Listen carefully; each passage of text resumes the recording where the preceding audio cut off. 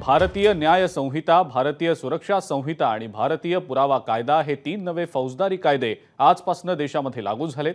दरम्यान मुंबईत विमानतळ पोलीस ठाण्यामध्ये काल रात्री पहिला गुन्हा दाखल झालाय।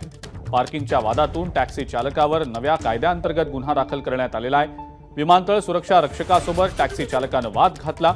वादाचं रूपांतर हाणामारीमध्ये झालं आणि पोलीस येण्याआधीच टॅक्सी चालकाने पळ देखील काढला होता। दरम्यान नव्या फौजदारी कलमांनुसार संभाजीनगरमधला सुद्धा पहिला गुन्हा आता दाखल झालेला आहे।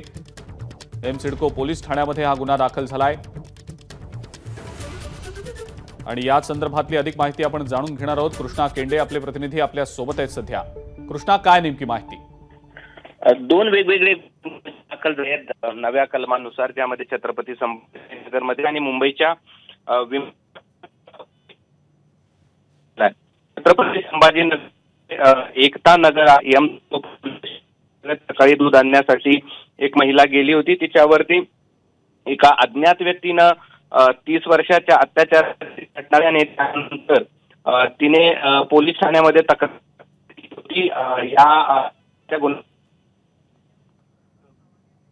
धन्यवाद कृष्णा, आपण जी माहिती दिली त्याबद्दल। एबीपी माझा, उघडा डोळे बघा नीट।